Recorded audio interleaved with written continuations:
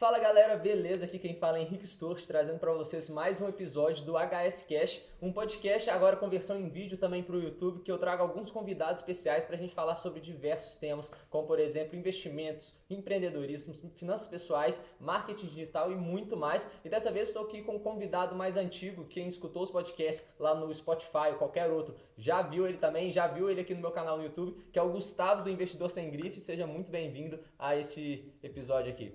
Muito obrigado, gente. Estou aqui para conversar um pouco mais sobre investimentos com o Henrique. E é sempre um prazer estar conversando com ele. Tem diversos podcasts lá no meu podcast no YouTube, que não tem a versão no Spotify, que não tem a versão em vídeo ainda, né? Mas quem sabe um dia vocês podem acompanhar lá também. A gente está sempre conversando junto e é um prazer estar aqui. Show de bola, muito obrigado. E o tema de hoje é estruturar uma carteira de investimento. Como que ele escolhe quais ativos que ele vai investir, como que ele seleciona qual empresa que ele vai colocar na carteira dele e muito mais. Então eu queria que você já começasse contando qual que é a sua ideia básica, digamos assim, do que você quer colocar na sua carteira, desde o zero ali da reserva de emergência e montando sua carteira ao longo do tempo.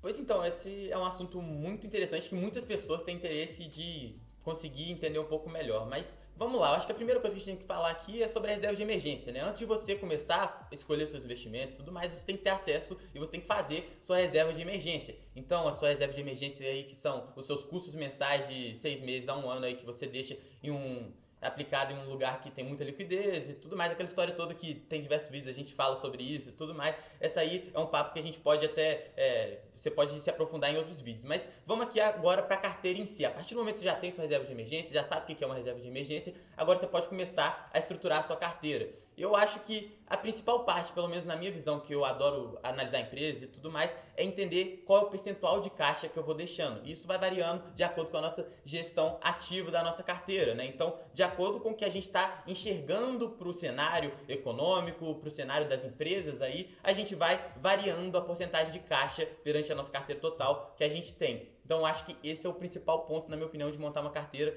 principalmente para os investidores iniciantes, que às vezes coloca 100% em ação, não deixa um caixa ali para compre caso caia. Eu acho que a gente pode falar um pouco mais sobre isso. Para quem não sabe, só explicando mais, o caixa seria a reserva de oportunidade, né? É aquele dinheiro que está investido com muita liquidez para, se você ver qualquer oportunidade na bolsa, você tem um dinheiro para ir lá e comprar. Seria isso? Exatamente. Quando eu falo de caixa, eu gosto de falar de um experimento que foi feito por um psicólogo lá de Stanford que chama Walter em português, né? Walter, sei lá, Mischel. E ele fez um experimento que é muito interessante, foi feito com crianças. E o experimento era o seguinte: ele chegava para as crianças e falava assim: olha só, vou te deixar aqui nesse quarto fechado aqui e vou te deixar com um marshmallow. Se você comer esse marshmallow durante o tempo que eu vou te deixar aqui, você não vai ganhar outro. Mas se você não comer e ficar com esse marshmallow para você até o final, você vai ter a possibilidade de ganhar 2, você vai ganhar mais um marshmallow. Então, o caixa, no final das contas, é esse experimento que a maioria das crianças falharam e a maioria dos seres humanos acabam falhando. Que é o seguinte: se eu tenho a possibilidade de comprar mais coisa com o caixa que eu tenho naquele momento, é melhor esperar. Se eu acho que eu vou ter a oportunidade com um caixa de comprar mais participação em uma empresa, é melhor esperar, é melhor eu ter essa reserva de oportunidade. Então, acho que essa é uma questão muito importante que a gente tem que analisar. Você tendo um marshmallow aqui, você vai ter a possibilidade de ter mais marshmallow daqui a um tempo? É essa a pergunta que você tem que fazer para equacionar seu caixa ali. Se você acha que vai ter a possibilidade de ter mais marshmallow no final, você vai também acabar tendo que ter mais caixa, porque, afinal de contas, né, você acaba tendo a possibilidade de ter mais participação na empresa, porque você acha que esses preços que estão aqui hoje não são tão condizentes com a realidade. Então, a partir daí, você acaba aumentando o seu caixa. Então, acho que essa é uma reflexão que a gente tem que sempre fazer. Será que com esse mesmo dinheiro que eu tenho aqui hoje, eu vou conseguir comprar maiores participações nas empresas daqui a um tempo? Então, se eu acredito que a resposta para essa pergunta é sim, acaba que, consequentemente, eu vou ter que ter mais caixa. E, na minha opinião, essa é a maior dificuldade da gestão ativa, né? Porque entra ali um pouco da futurologia, né? Você acaba que não sabe ao certo se você vai realmente, com esse mesmo dinheiro, fazer uma coisa melhor no futuro. Isso é muito difícil. Mas se realmente depois você entende que vai ter a possibilidade de fazer essa compra de uma porcentagem maior da empresa, vale a pena você agregar o caixa. Mas essa questão da futurologia é realmente bem difícil de você saber. Então é por isso que a gente também tem que partir para uma diversificação de carteira, de setores um pouco melhor. Mas para mim, na minha humilde opinião, o que eu mais estou estudando ultimamente é essa porcentagem ideal de caixa de reserva de oportunidade.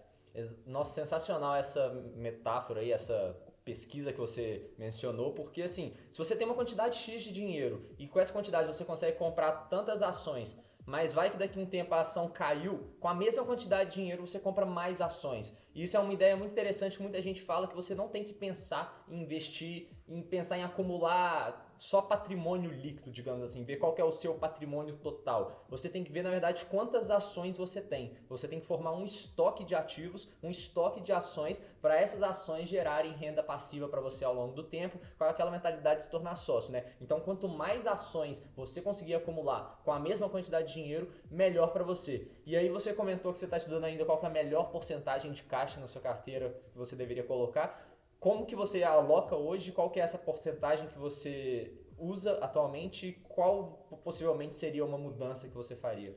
Só para acrescentar também o que eu estava falando, essa metáfora que eu utilizei aqui, que na verdade foi de um experimento real, né? Na verdade, o resultado do experimento foi o seguinte: 1/3 das crianças comia antes, 1/3 comia logo de cara ali, já pegava o marshmallow e comia, ou seja, a pessoa que ganhou um dinheirinho já coloca em ações sem pestanejar nenhum segundo.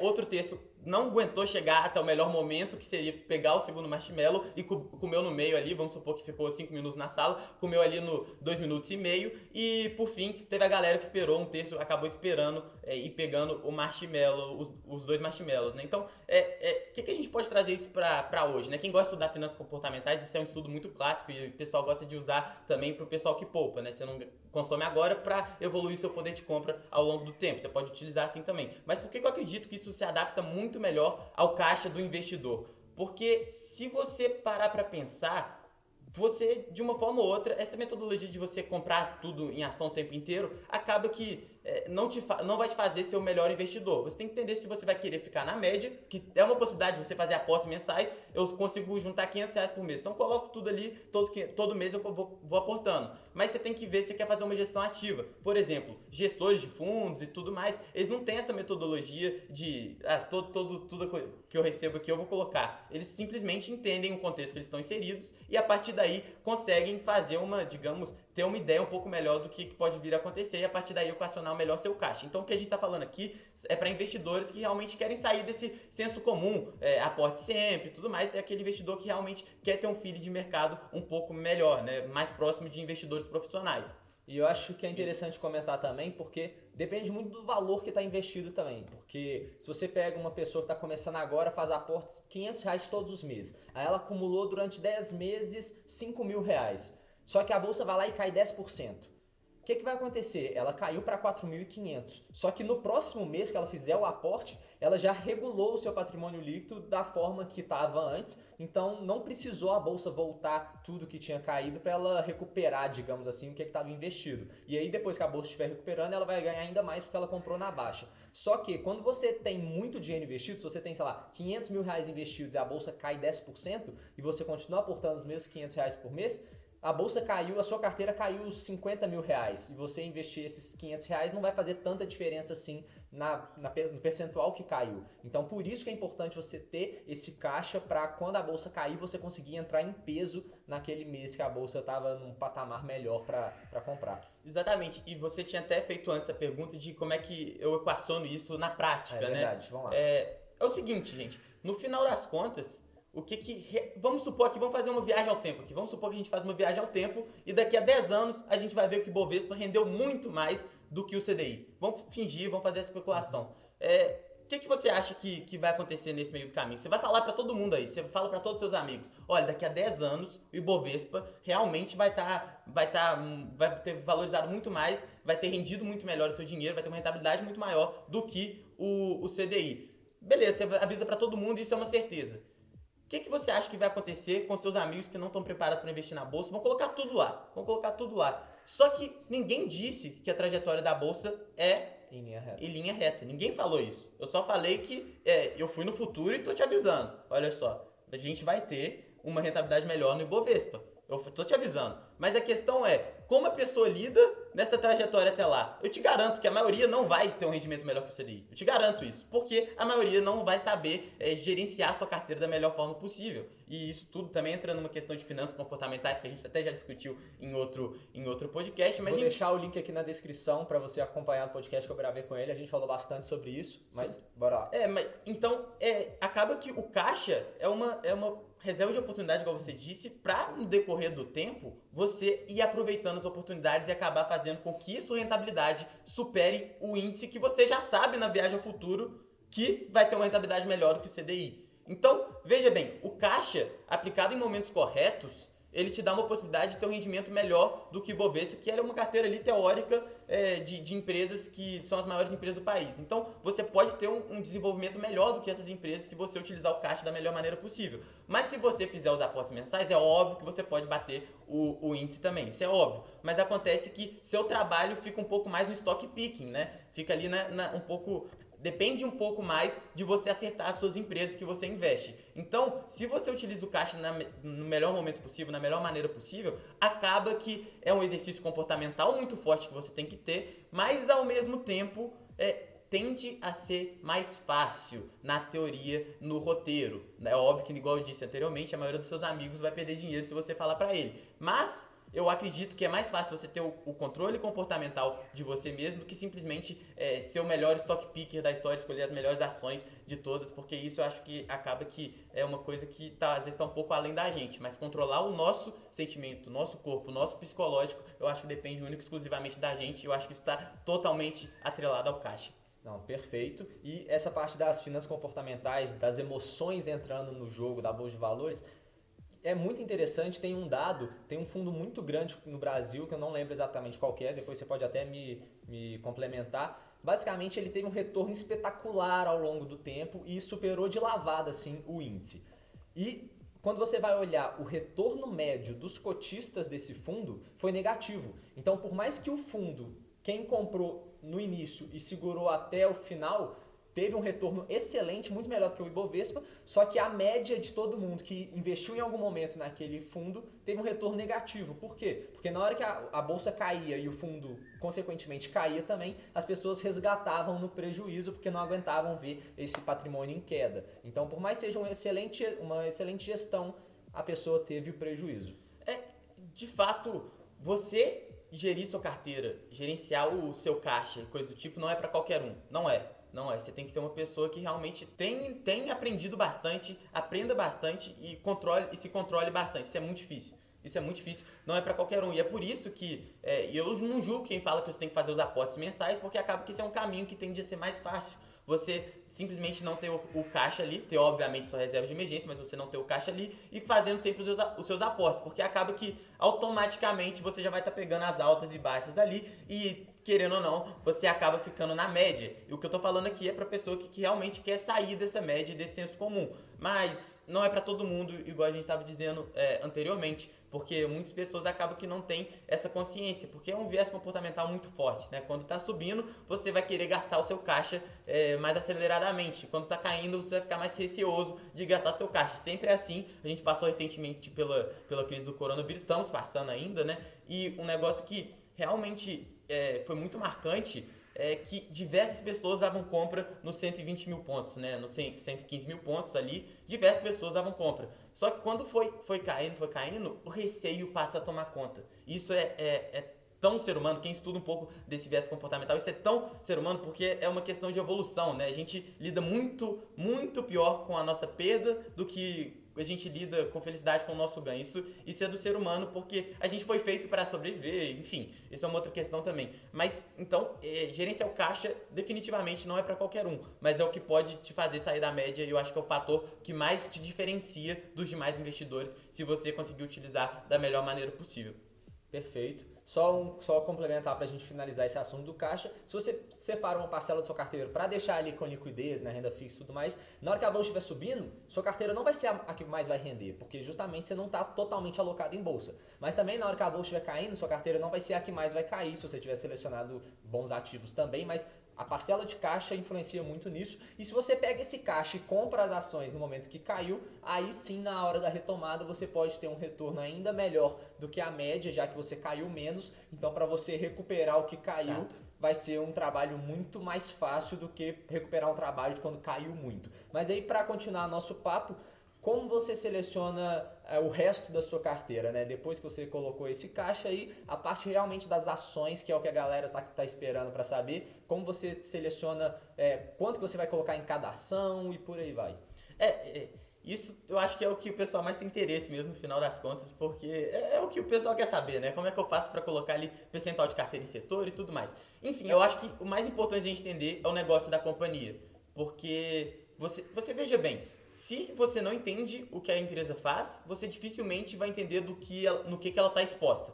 Por exemplo, eu já tenho uma carteira que está bem comprada em Suzano e outras empresas que são exportadoras. Dá aí outro exemplo de empresas que são exportadoras. Vale. Enfim, você está comprado em bastante empresas que são exportadoras, ou seja, elas têm uma exposição maior ao dólar. Então, já que eu tenho aqui essa exposição em empresas que têm, por sua vez, exposição ao dólar, eu vou agora comprar uma empresa que não tem tanta exposição ao dólar, né? Eu vou comprar, por exemplo, a Gol, né? Eu acho que a Gol não tem tanta exposição ao dólar assim, né? Ela viaja de cá para lá, de lá para cá, enfim. Mas só que você não entendeu o negócio da Gol, porque a Gol tem sim exposição ao dólar. Porque você veja bem qual que é um dos maiores custos variáveis da Gol, é o petróleo, é o querosene, né? Derivado do petróleo. E o petróleo é cotado em dólar. Então a variação do dólar, por mais que a empresa faça hedges e tudo mais, acaba influenciando no resultado da empresa. Então você tem que entender no que você está investindo. Então esse é o primeiro passo, você entender o negócio da empresa que você está investindo para não cometer esses erros. Para não cometer esses erros que eu, inclusive, já cometi. A primeira ação que eu comprei foi da Suzano. Eu sabia que ela tinha exposição ao dólar, porque eu vi o gráfico assim, eu vi que era igualzinho, né? Uma coisa subia, a outra coisa subia também. E eu falei assim, então, em vez de comprar dólar, eu vou comprar Suzano, né? Não faz sentido isso. Porque tem diversos outros fatores que também influenciam na companhia. Então, você tem que entender a fundo. Primeiro passo para você decidir montar uma carteira e montar uma carteira corretamente diversificada é entender o negócio que você está investindo para não cair nessa cilada aí de já estar exposto muito ao dólar e comprar uma empresa que você não sabe, mas também está exposta ao dólar. Perfeito. E uma coisa muito boa também é você investir em empresas que estão dentro do seu ciclo de competência, né? Até o Buffett fala muito disso, que é você comprar empresas que você entende como que ela ganha dinheiro.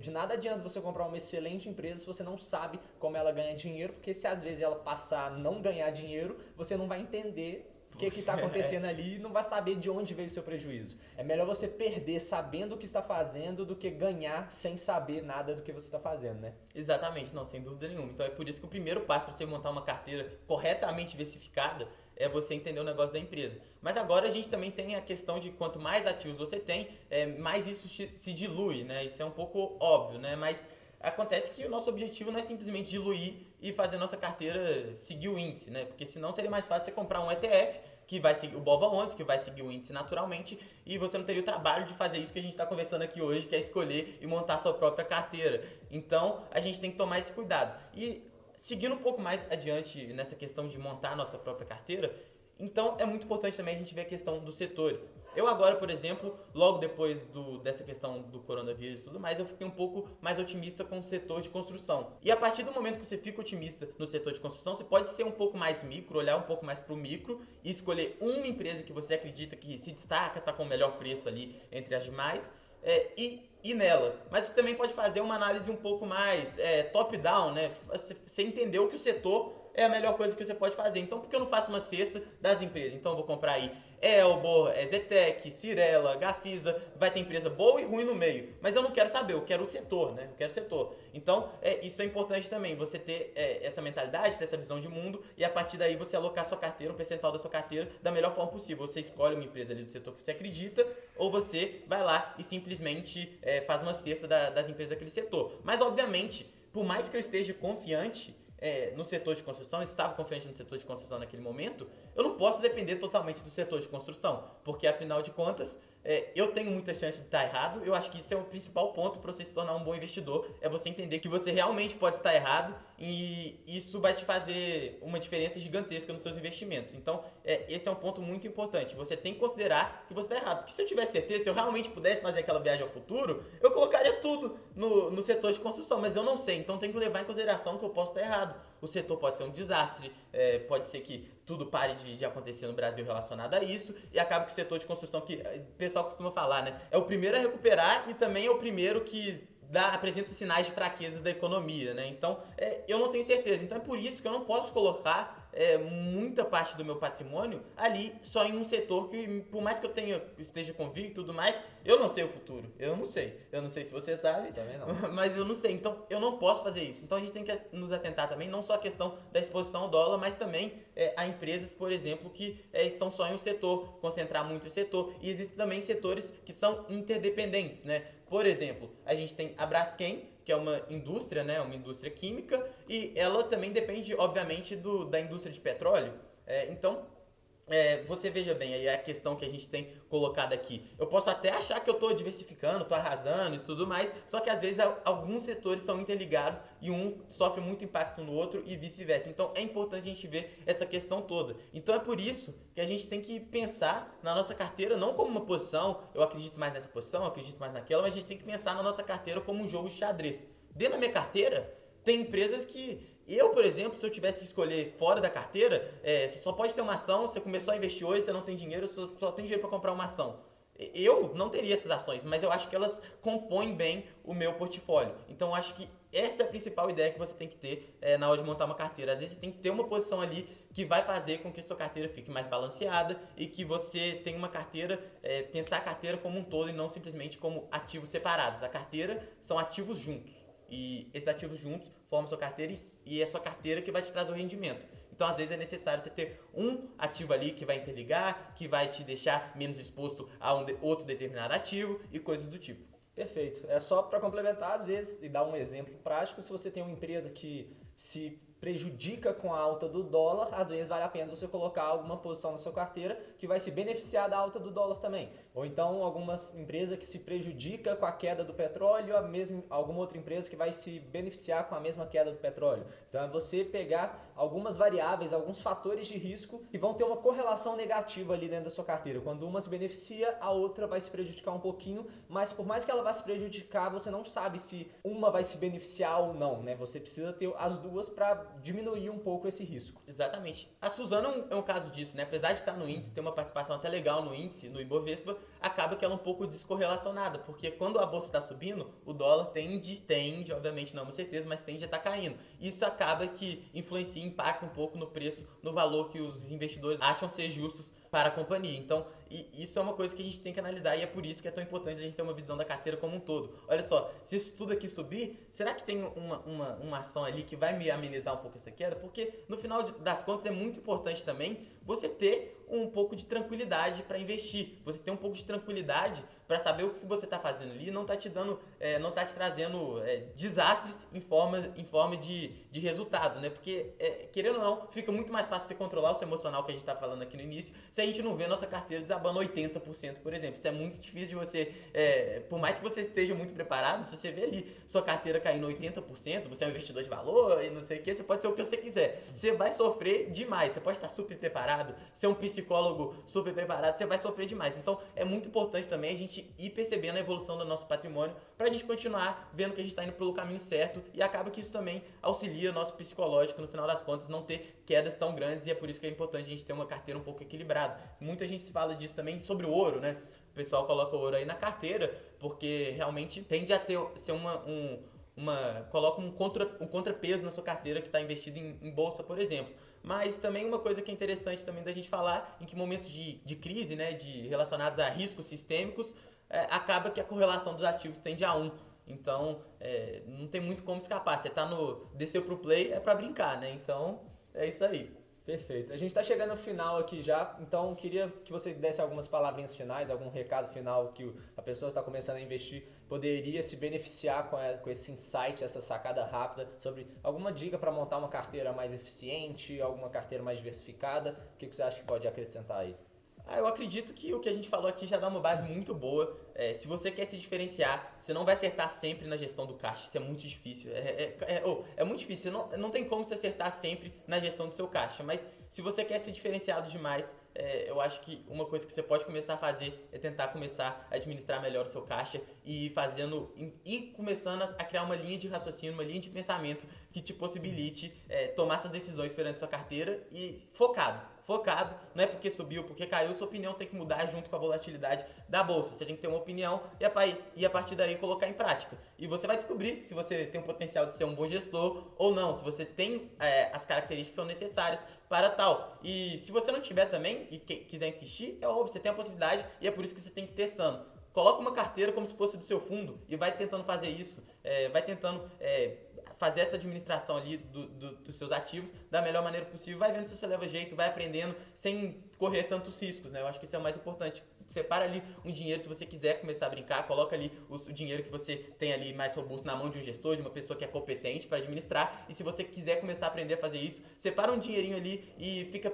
brincando, principalmente pensando nas porcentagens, né? Eu acho que isso é muito importante. Não importa se tem R$1.000 aí, tá numa corretora que não te cobra taxas, você pode fazer essa brincadeira, porque o que importa é a porcentagem. Se você tiver R$100.000 ou se você tiver R$1.000, você vai fazer a brincadeira da porcentagem e vai começar a virar um gestor e vai ver como é que esse seu dinheiro está evoluindo. Então acho que isso é um primeiro passo que você tem que tomar se você quiser realmente começar a tomar suas próprias decisões da sua carteira de investimento e sem tomar muito risco, né? Porque você vai errar e no início eu te garanto que você vai errar muito, então é melhor você errar pequeno e errar aprendendo, e se errar pequeno, não vai ter tanto problema assim se você quiser entrar nesse meio aí de começar a gerenciar a sua própria carteira de investimentos. Então é isso. Fora isso, Henrique, muito obrigado pelo convite. Espero que eu tenha agregado aí pro pessoal do seu canal. E se vocês não me seguem lá ainda, Investidor Sem Grife aqui no YouTube, aqui no Spotify, seja lá onde você estiver ouvindo, também Investidor Sem Grife. E é isso. Muito obrigado mesmo pelo convite. É isso aí. Sensacional. Muito obrigado, então, por ter vindo. Isso que você falou é extremamente importante, porque todo mundo vai errar, todo mundo começa e erra. Então,